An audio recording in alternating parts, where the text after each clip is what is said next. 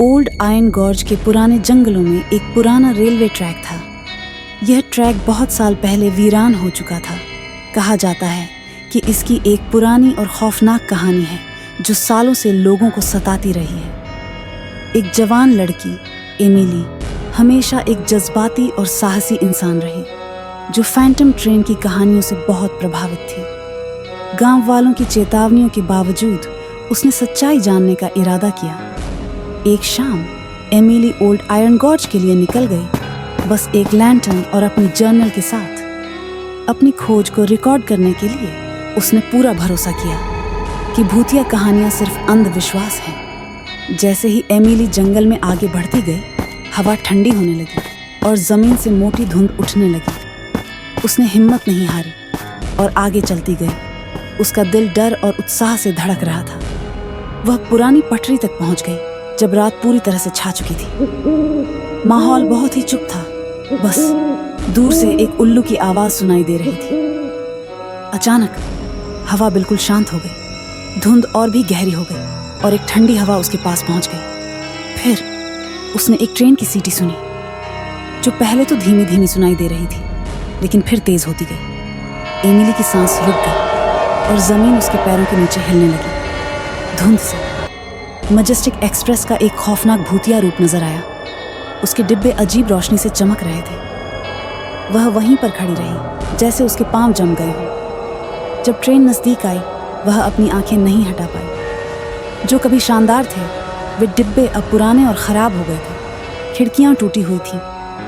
अंदर एमिली ने यात्रियों के साए देखे जिनके चेहरे डर से भरे हुए थे। उसका खून ठंडा हो गया जब उसने एक लड़की को देखा जो खिड़की के पास बैठी थी, और वह लड़की बिल्कुल उसकी तरह दिखती थी। एमिली को डर लगने लगा जब उसे समझ आया कि लड़की सिर्फ एक यात्री नहीं थी, वह लड़की खुद थी, भूतिया ट्रेन में फंसी हुई। लालटेन उसके हाथ से गिर गई और उसे चीखने का मौका मिलने से पहले ट्रेन उसके पार हो गई, एक ठंडी हवा छोड़ती हुई। मैजेस्टिक एक्सप्रेस धुंध में गायब हो गई और एमिली को अपने साथ ले गई। अगली सुबह जब एमिली वापस नहीं आई तो गांव वालों ने उसकी तलाश करने की बहुत कोशिश की। उन्होंने गॉर्ज और आसपास के जंगल में खोजबीन की, लेकिन उसका कोई पता नहीं मिला। उसकी जर्नल पुरानी पटरी के पास मिली जिसमें सारे पेज खाली थे।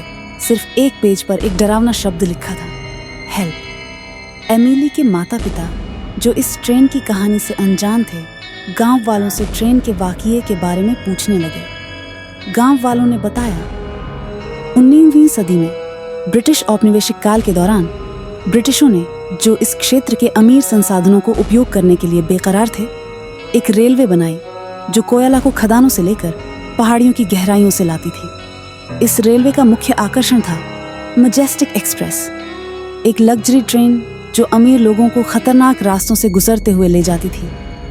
यह एक इंजीनियरिंग का शानदार उदाहरण था जिसे सोने की सजावट और वेलवेट से सजाया गया था, लेकिन यह भी शापित थी। एक तूफानी रात को मैजेस्टिक एक्सप्रेस अपनी आखिरी यात्रा पर निकल गई। यात्रियों में ब्रिटिश अधिकारी, अमीर व्यापारी और उनकी परिवारें शामिल थीं, जो आने वाली दुर्घटना से पूरी तरह अनजान थे। जैसे ही ट्रेन गॉर्ज के बीच से गुजरी, बारिश ने खिड़कियों पर जोर से गिरना शुरू कर दिया और बिजली ने पतली राह के आसपास के तेज पत्थरों को चमका दिया। कहानी के अनुसार ट्रेन के इंजीनियर थॉमस एंसली को खराब मौसम के बावजूद ट्रेन को समय पर पहुंचाने का बहुत दबाव था, लेकिन जब वे डेविल्स कर्व नामक खतरनाक मोड़ पर पहुंचे तो एक बड़ी दुर्घटना हो गई। ब्रेक फेल हो गए और ट्रेन ट्रैक से उतर गई और नीचे गहरी खाई में गिर गई। ट्रेन का मलबा कभी नहीं मिला और ट्रेन में मौजूद सभी लोग मारे गए। सालों के बाद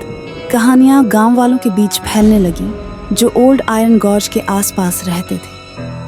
उन्होंने एक भूतिया ट्रेन के बारे में बताया जो तूफानी रातों में पहाड़ियों के बीच से गुजरती थी। उसकी अजीब सीटी घंटों तक गूंजती थी। कुछ लोगों ने कहा कि उन्होंने खुद मैजेस्टिक एक्सप्रेस देखा जो चांदनी रात में अजीब रोशनी से चमकती थी और पुरानी पटरी पर तेज चलती थी, जैसे कि अब भी अपनी यात्रा पर चल रही हो। आज भी कुछ लोग कहते हैं कि तूफानी रातों में अगर आप पुरानी रेलवे ट्रैक के करीब चले जाएं, तो आप मैजेस्टिक एक्सप्रेस और उसके भूतिया यात्रियों को देख सकते हैं। और अगर आपकी किस्मत खराब रही तो शायद आप एमिली को भी देख लें, जो खिड़की से बाहर देख रही होती है, हमेशा के लिए Phantom train of old iron gorge पर फंसी हुई, उसकी आत्मा उस शापित यात्रा पर हमेशा के लिए बंधी हुई। उम्मीद है दोस्तों, आपको यह कहानी पसंद आई होगी। अगली बार फिर मिलेंगे एक नई कहानी के साथ।